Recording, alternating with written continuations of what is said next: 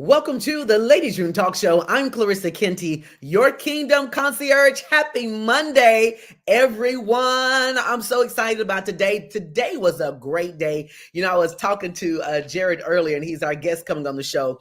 And I asked him, I said, hey, was this a regular Monday, typical Monday for you? He was like, no, it really wasn't. And it really wasn't for me either. It started off pretty quickly for me this today, and then it kind of slowed down a little bit, and then it kind of eased on into this evening. So it was really a great Monday for me. It was beautiful outside, so the weather was perfect for me. It's one of those days you wish you could move your whole office outside to work.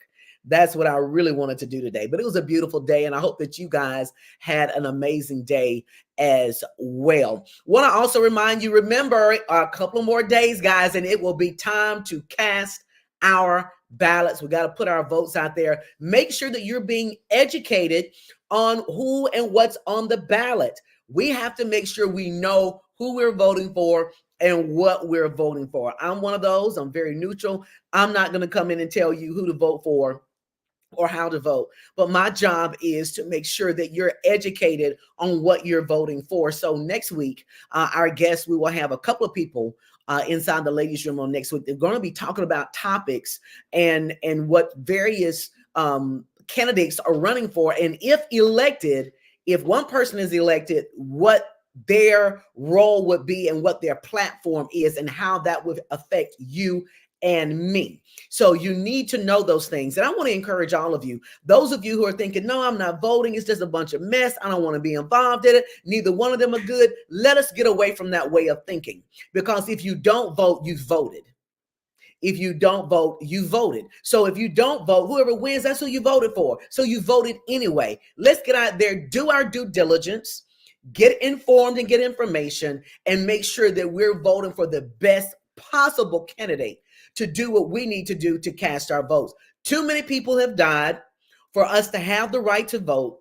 And this is an honor and it is a privilege. So make sure we get to the polls. If you know people who don't have transportation, who don't have a ride, scoop by, pick them up. Let's get in the line. Let's wait. Let's do what we need to do. I don't care if the line's are long. Pack your lunch, get you something cold to drink, put you some nice, comfortable tennis shoes on, and let's get in those lines and vote, guys. And let's tell everyone that we know, get out and vote. It's our right. It's our duty. It's our responsibility. Big shout out to my guest on last week, Tanya Allen. And listen, honey, she is powerhouse. She is a breast cancer survivor. And what she decided to do was to give back to nonprofit organizations who cater to survivors, who cater to people who are still going through the fight. She held a fundraiser and was able to not only double, but triple the amount of money that she normally makes every year. And she chose two organizations who help breast cancer survivors. She gave money to those people to help them continue what they're doing. What an amazing thing to do.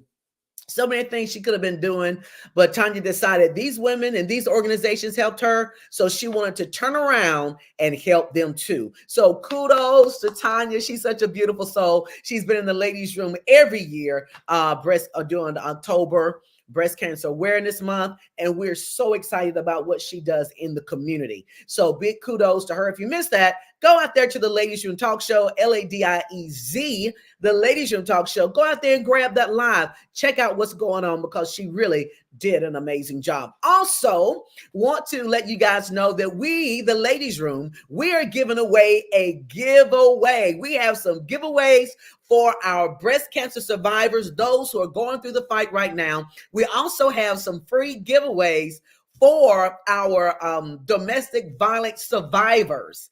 Or if you know someone who is a survivor from domestic violence, we have some giveaways. We are partnering with Earful. Earful Creations creates jewelry and earrings and all these amazing things. And so we are partnering with them, and we have at least 5 to 6 pairs of amazing beautiful earrings. And of course, it's going to relay or stay in the theme of pink and white and fuchsia and those colors. And then you have your purples, your lavenders, and your black and white for the domestic violence part. So stay tuned.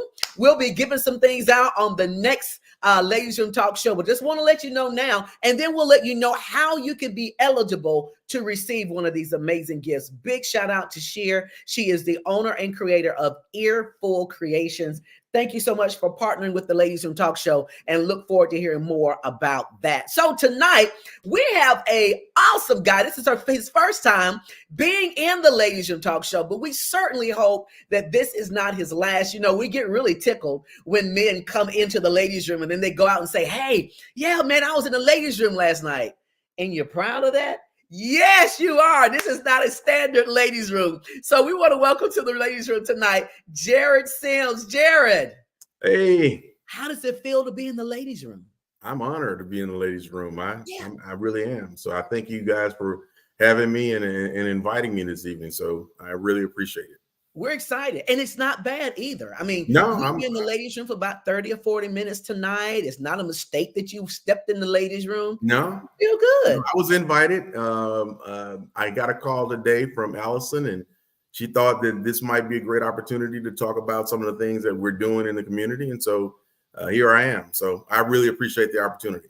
Yeah, we're excited. You know, usually when men go in the ladies' room, it's like, oh man, I thought that was the men's room. I'm sorry. Then you back out. No man stays in the ladies' room for a long period of time. So hopefully this will be a good experience for you. Absolutely. So, but Jarrod, we're excited about what you're doing in the community. You're the president of Syms Contractors, and you'd had a great event on yesterday that I missed. It sounds like it was so much fun and very, very informative. So let's talk a little bit about Syms Contracting, your company, what you do, and the community that you service.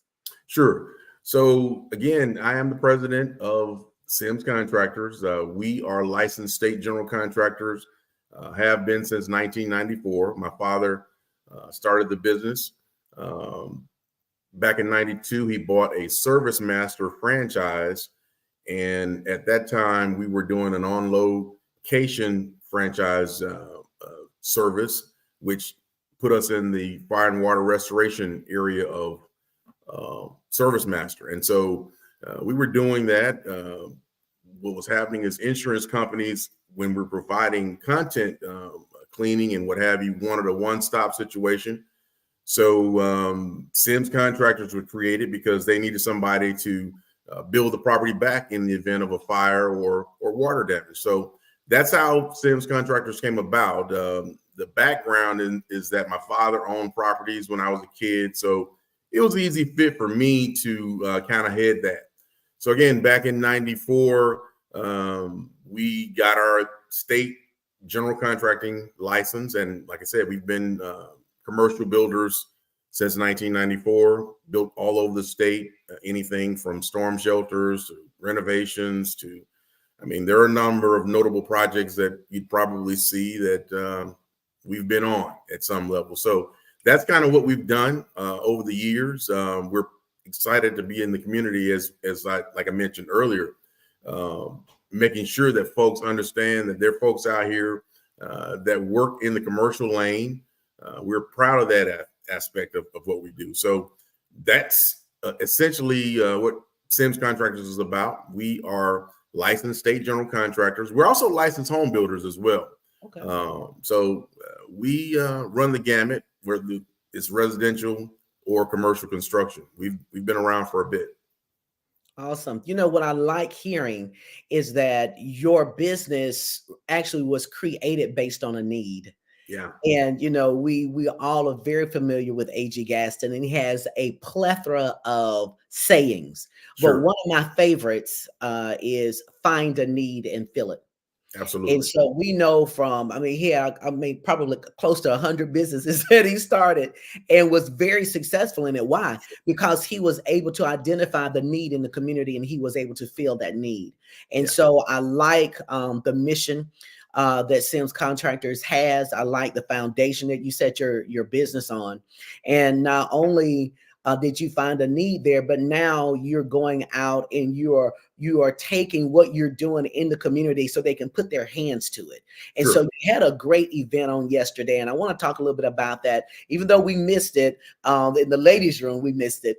But I would like to talk a little bit about some of the things then that the event offered to its attendees. Sure. So also, in addition to being the president of Syms Contractors, I'm also the president of the Black Contractors Association, Alabama chapter. Mm-hmm. And as you mentioned on yesterday, we were a part of Careers in Construction Month. October is Careers in Construction Month. And on yesterday, CRL Resources and Power Up and a few others hosted an event again that brought construction to the community. And we thought that the Black contractors thought that this was a good place for us to be as well, to make sure that we engaged and got an opportunity to get in the community and let folks know what it is that we do. But at the event on yesterday, as you mentioned, there were a number of stations that actually showed people or allow people to be a part of learning some of the basics when it comes to construction, how to hold a hammer. So they had a nail driving contest for those that need to change locks on their doors. They had a door contest of who could put those on the fastest. And then, of course, if you had some drywall issues as a hole in your drywall at home, then there was some little instruction as to how to correctly do that. So, yeah, there was some hands-on stuff going on. There were a number of folks out there, along with the Black contractors. You had Dunn Construction, their road builders. You had Build Alabama out there. There were several other folks out there that, again, are in the industry. So it would have been a great opportunity for anybody that's looking to get in the industry. It would take you at the beginning of the industry or what's going on in construction, and then run you all the way to folks like a Dunn that's been around better than 100 years. So there was a whole gamut of information on yesterday. I like the hands-on. I'm a hands-on girl, very competitive, and I'm thinking, man, I think I could. Yeah, they had a competition for you. A nail competition. I think I could have brought first place home. I could have brought the win home. Sure, I believe that. I really believe that. Yeah. So, how did you have a lot of young people? Absolutely. We got footage and images or pictures of the event, and we'll share those on our platforms to kind of celebrate that event. And again, thank everybody for coming out and participating and being a part of it.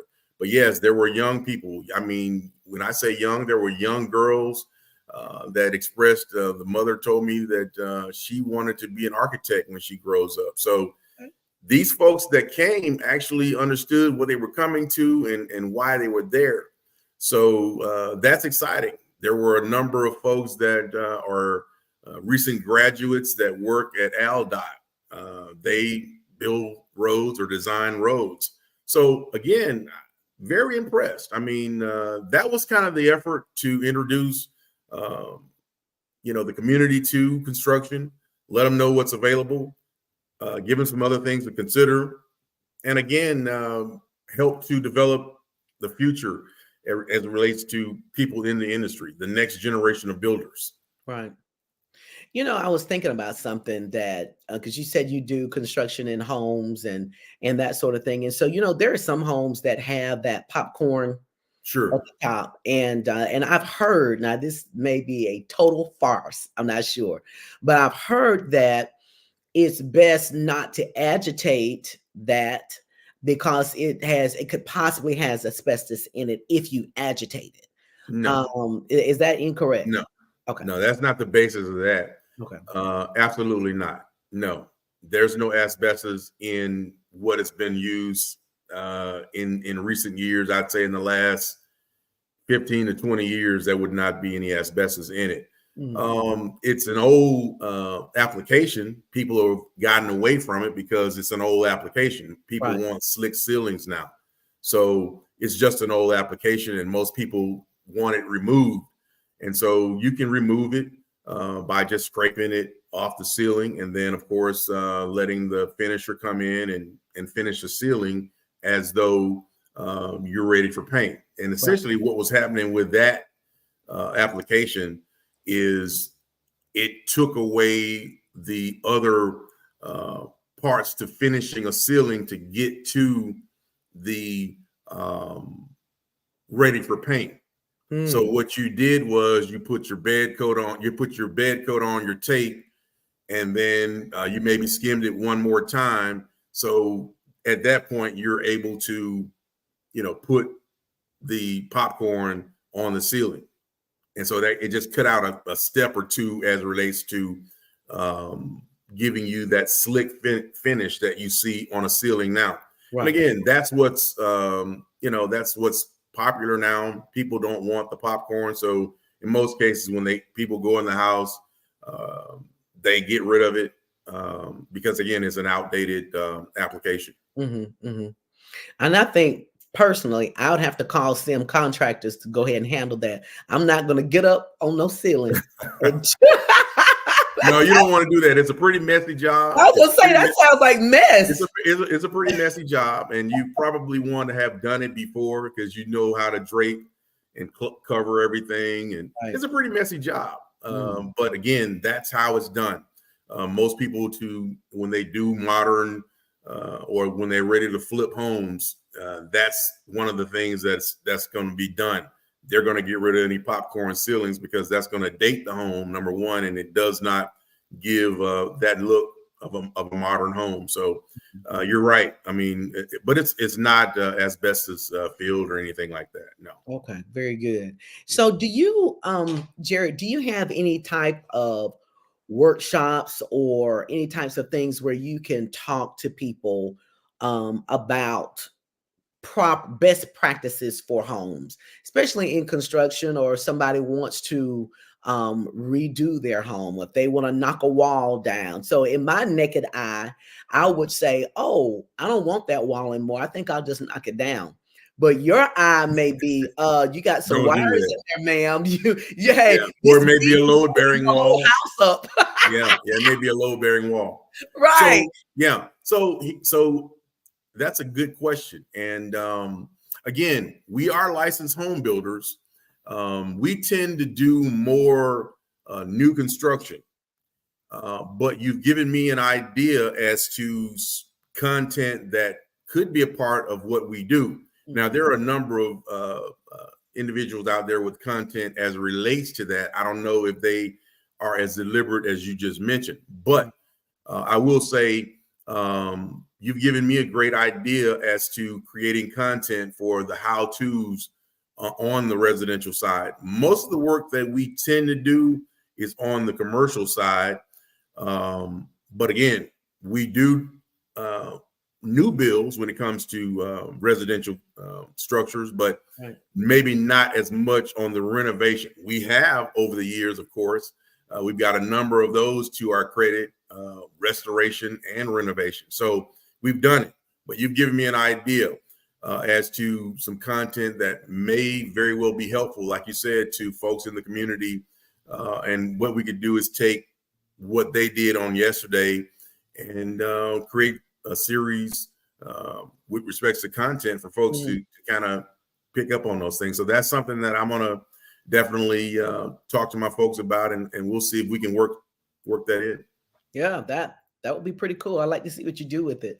Okay. Also, another thing, there are people who are wanting to get, different commercial properties for a low price and be able to kind of go in and do their fixer-uppers type things. Sure.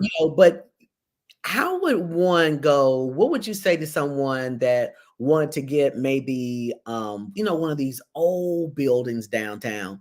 When would be that conversation that you would have and say, you know what, you need to demolish that and start from ground one? Or, you may have some possibilities here that may be, what will be that game changer to say, no, absolutely not, tear the building? Yeah, I mean, as you see, I mean, you've seen downtown. Most of those are the same buildings that were downtown when we were downtown as young people. So really what it really boils down to is when you're restoring or renovating a building, as long as there are no issues structurally, then you're good. And that means if the walls are good, if the foundation is good, then you just worry about making sure that you're dry. So you deal with the ceiling or the roof. Right. And, you know, in most cases, if you're going to renovate an old building, that's going to be a consideration anyway. So you're going to replace or, you know, put a new roof on the building. Mm-hmm. So, but yeah, I mean, you can restore or renovate practically anything if you've got the resources to do so.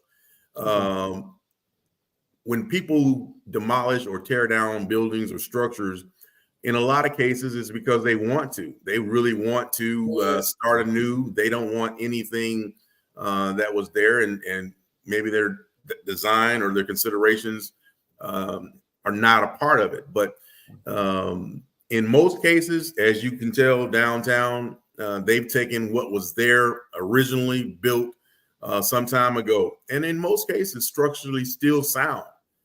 They had sound construction practices back then, so right. A lot of this stuff is still around, and it's easily you know, renovated or enhanced. So for one to tear one down, it's got to be in a whole lot of wrong shape to have that as a part of the consideration. Mm-hmm. Otherwise, you get your contractor in there, you get your architect in there.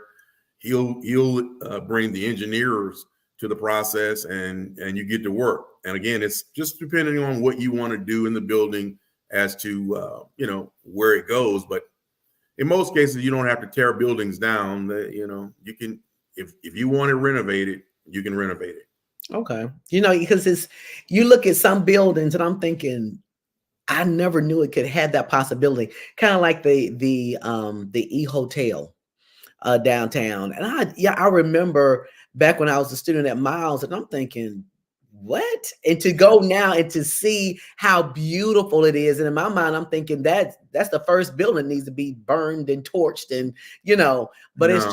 It's a beautiful establishment. Yeah, the architectural considerations were strong. They were solid. And again, like I said, back in those days, you know, construction practices or means and methods, they were solid. People weren't trying to go as fast. I mean, sure, they had deadlines to meet and what have you, but the craftsmen were deliberate about what they did. And again, some of the materials that were used with respects to concrete or bricks, I mean, they were real. And so that's why you got stuff that's around, like you said, 100 plus years later or whatever. And all you got to do is figure how to get finishes to make sure that it looks modern.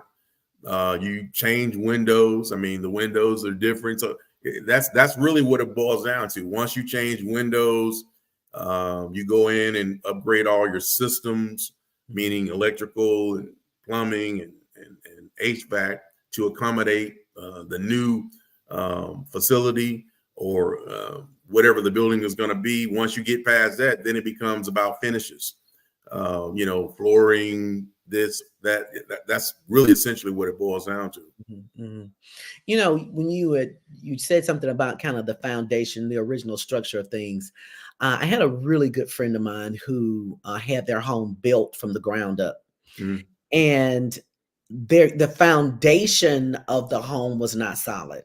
Mm. And so once the home was built and all of this, I gave it maybe about 3 or 4 years, and they start seeing that it cracks up the wall. Right. And of course, they had to kind of go through some legal things and got that taken care of. But, you know, how do you make sure that foundation is the where it needs to be before they continue? I mean, is there a way that you can check that? Yeah, absolutely. So again, it goes back to how you protect the interests. Everybody in this process should be about protecting the interests of the client first and foremost. Now, the client or the homeowner has, some responsibility as well. Okay. Because what you want to do is hire a licensed home builder. That's number one. A licensed home builder is concerned about his license, his reputation. So he starts there. Then when it comes to the city or county, particularly the city of Birmingham, there are footing inspections. So they're inspecting, what you're about to do. So that's that.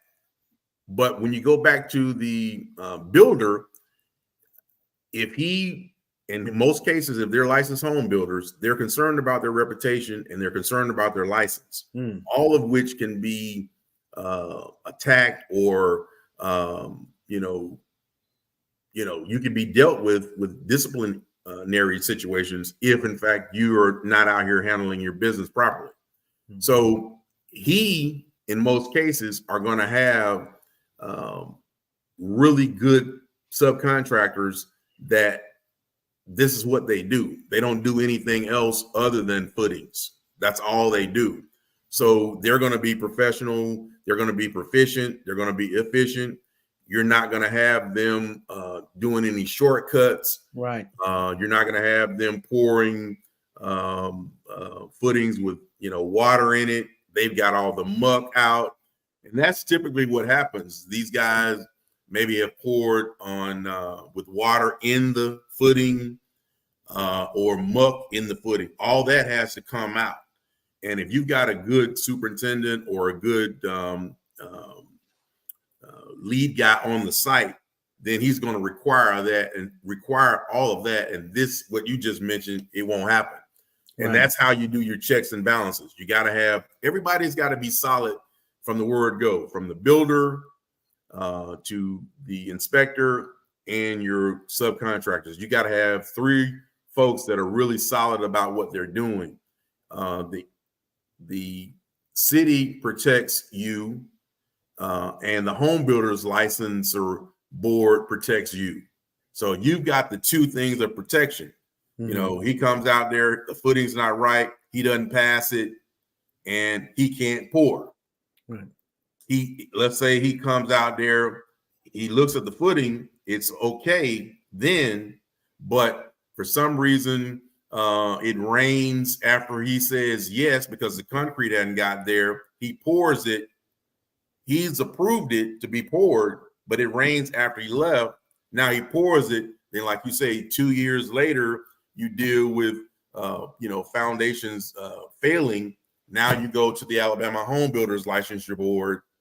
So you got your protection, right? If you follow what I'm saying. And that's the key to the whole thing. Hire a professional, number 1. And number 2, if he's got solid subcontractors that's what they do, that kind of thing won't happen. Wow. It can be fixed, but like you said, you don't want to be dealing with that. Yeah, not hindsight. Yeah, you don't want to be dealing with that. And so the way you do that is you get a professional, number 1, that's a licensed home builder. You can verify that by doing a license search. And then, that they check that mark. And then, like I said, you check how long has he been doing this? What were some of the homes he's done? What does his website say as it relates to the sites he's done?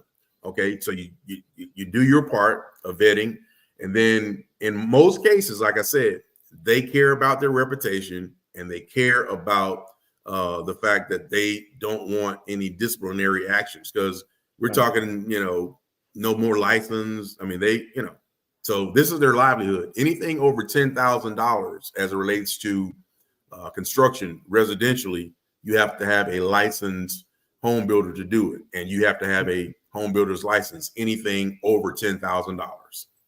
Wow. Yeah. This is something that, for people who are, building their homes for the first time, excited. Oh, I got my first home. I'm building from the ground up. We don't think about that type of stuff. We're just happy to get our homes. For women, it's going to be like, what are my fixtures? What are my appliances? And, for the men, it may be something else. But these intricate details and intricate things that we are privy to, sometimes we don't slow down enough to say, hey, let me cross these T's, let me dot these I's. And so Absolutely. I'm so glad that you're sharing this information so that people aren't like my friend, on the hindsight of this thing.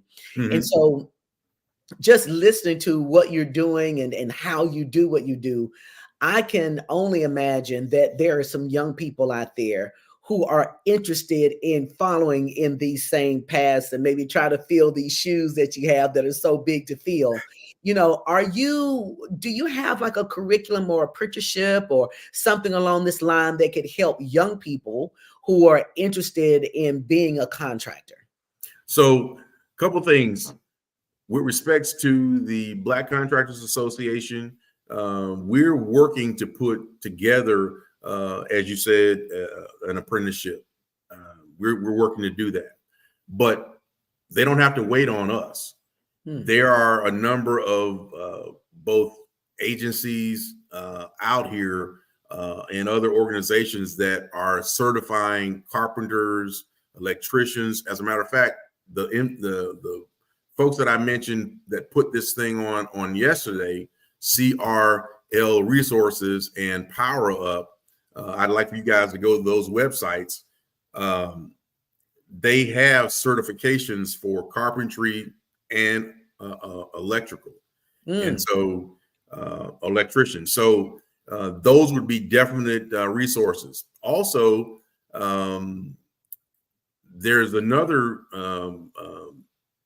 curriculum going on at Lawson State. I'm not sure if you're familiar with it, but I know the gentleman that's teaching that class. He's actually teaching the course for the home builder's license.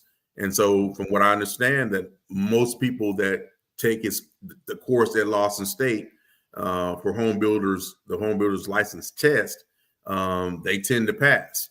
So I would advise that as well. And with CRL resources, they are a service, if you would, or a curriculum that again certifies both carpenters and electricians. And in some cases, they actually find their students or the graduating students, jobs. Okay. Sometimes they're with some of the commercial builders. In most cases, it's going to be with the commercial builders, but there are a few residential builders that take those guys on too. So there are a number of, and I think there are others out there, but I know of those three that actually certify individuals, teach them the basics of carpentry and develop them up. And then, like I said, and I understand, if I'm not mistaken, CRL resources, they're going to add HVAC as a part of their certification. So there are a few out there that do this to get younger people that, like you said, that are not necessarily enrolled in college or even the 2-year system at Lawson. CRL, that certification, you go directly to the source. They're trying to get you ready to go on a job site. That's kind of what that's about. There are some people out there who are geniuses at being an electrician, and they're a genius at doing carpentry, just a natural gift. And so to my understanding, I know that the importance of certifications, and just want you to confirm or deny, either one. But I know that when you're certified, it gives you more credibility. It also keeps your clients warranty intact, and then also maybe to give them an opportunity to be contractors for warranty companies. So you can really get some good business if you're certified, because that kind of protects you, it protects the business, and it protects the client. So can you talk a little bit more to the benefits of being certified in these giving so you got two things going on here. With respects to what CRL Resources and Power Up is doing, they are actually getting an individual ready to go to work to be an employee, meaning a carpenter or an electrician or this kind of thing. Now, if you're certified, that particular company, they want individuals that have been trained, if you would, with respect to safety and the various other things. But these individuals are typically, I've seen adults in this class before. So they're not just, young people. I've seen actual adults in the class. But point being, they are ready to go and be an employee. So they're certified carpenters, okay? And so they could go on a site and not be, out of water, if you would. Right. Well, that's one certification. That's a certified individual. Now, when it comes to your company, you want the certification, but you also want the licenses that go along with that. So again, when you want somebody to do some work on your home, you want a licensed home builder to do that work. Gotcha. When you want somebody to put a roof on your home, you want a licensed roofer to put this roof on. So those are the two different things. So like I said, when it comes to licenses for home builders, you want people that have the license, because if they've got the license, they tend to have the insurance that goes with it. So again, you're protected. If something doesn't go right, you have an entity that you can call, and they will get to this guy or young lady or whatever and say, hey, listen, this homeowner has this complaint. And again, when it's time to get your license renewed, if these kinds of things have not been resolved or the issues, then you can't get a license. I mean, they actually do a credit check. If if you bankrupt or whatever, you can't renew license, you can't get license. So what you want to do, again, when you're doing, especially anything over $10,000, like I said, that'd be the only way you'd get that individual. He'd have to be a licensed home builder. But when it comes to this other stuff, I still probably would get a professional that would, probably a home builder, if, even if it's under 10,000, because at the end of the day, you want like you said, you want to be comfortable with what's going to happen, because once you spend the money, you don't want to spend it more than one time. Right. And so if you get somebody that, again, they don't really have, as you said, the credentials that go along with what they say they can do, then, hey, look, you get what you get. Now, that doesn't mean that, there aren't folks out here that have been doing this forever that doesn't have any of these things, that are not doing it successful. There are some, but it's like I tell people all the time, it's good till it ain't.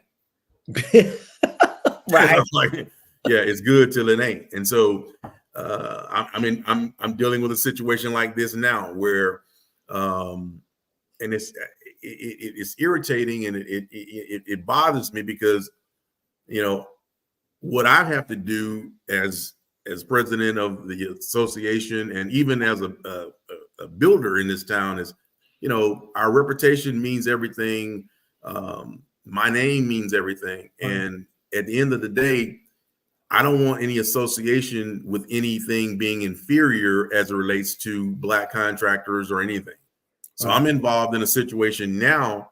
A friend of mine, his daughter-in-law, she just bought this house like 5 months ago. And 3 weeks ago, they had an electrical fire in the wall in the bedroom. Oh my goodness. Yeah, really. And so it really, basically, it destroyed the house. I'd say about 3/4 of the house is done. Wow. And so this was a house that had been flipped. In other words, she bought a house that someone flipped.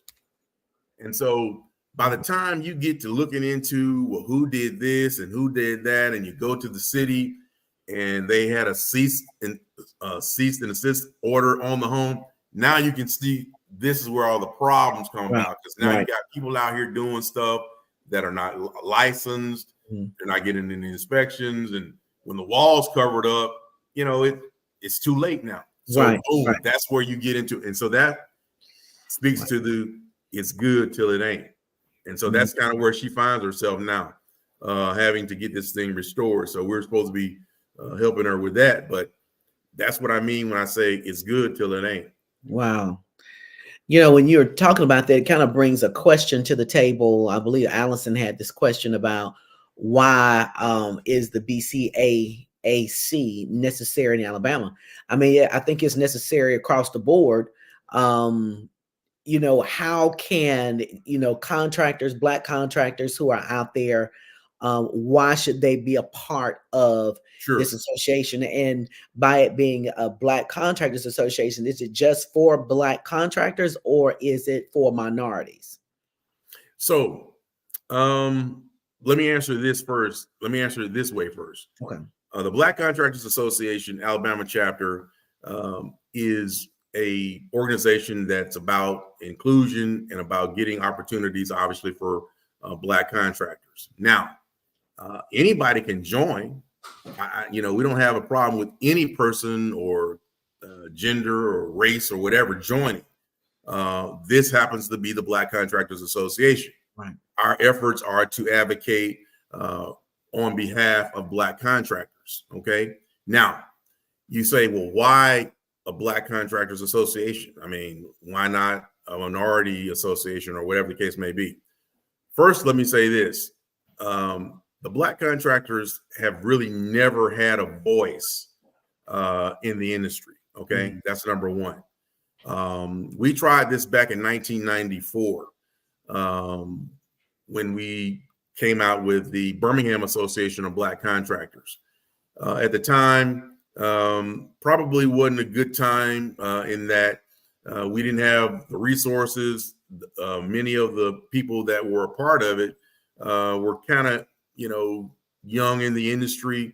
So there were a few things going against us. Well, at this point, we started the BCAAC in 23. Most of the folks that are founding members of the association have been in the business, better than 20 years. We've been around for 30. So you've got seasoned guys and folks that understand this as it relates to the industry. But I'll say this, and it's really simple. Black contractors have never had a voice in the industry. Everybody else has a voice. You've got the AGC. Have you ever seen the building on 459 when you are going to Atlanta or coming back from Atlanta? It sits on 459 and it sits on the hill.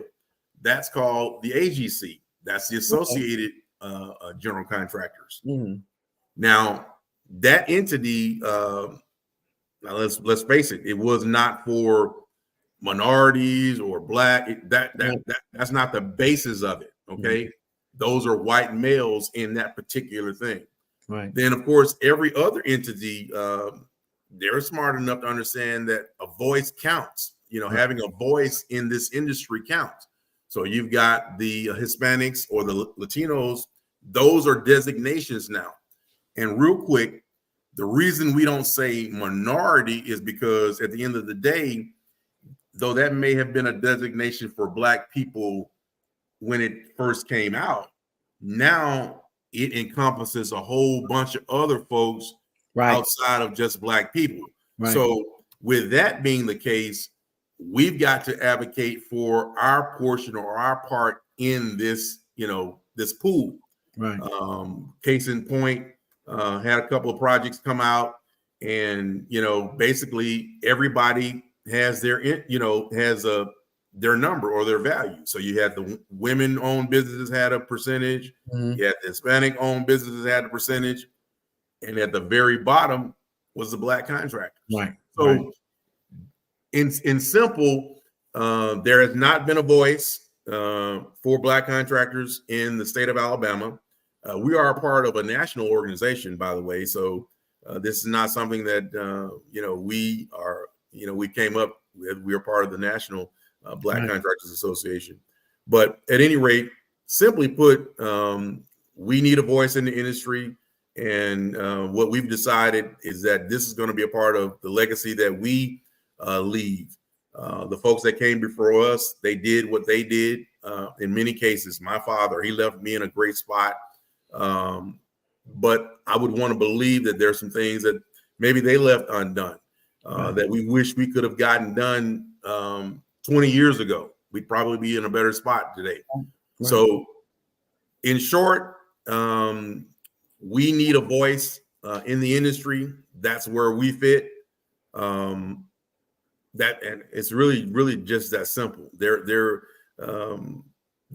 voices out there for all the other considerations of folks in the industry. We need one as well. Right. It's true. As we wrap up tonight, Jarrod, I would like for you, what I normally do is have people come to the front, and you'll be on here by yourself for a second.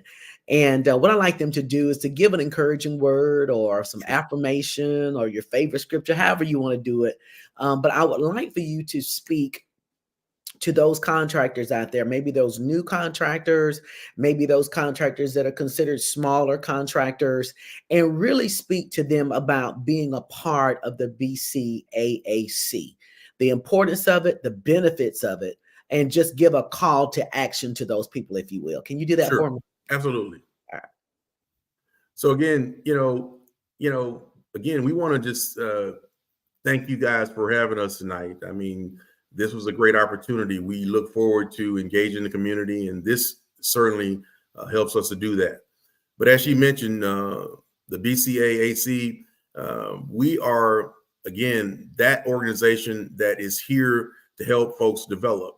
Doesn't matter where you are with respects to construction. We have residential contractors as a part of the association. We have everybody that's been from 30 years plus of doing this construction to, like you said, the newcomer. So there's a place for you. What I would ask is that you consider the work that we have to do. It's wonderful work. It's a great opportunity to, again, expand in the industry. And again, it's going to take everybody to get this done. We're trying to get to the next generation of builders, and this is where it starts. We want to lay the foundation and, again, encourage and motivate and hopefully inspire younger folks and everybody, really, to be a part of this movement. We're excited about our position, and we're looking forward to, again, being a part of the community and hopefully helping to develop our communities to be better than they are.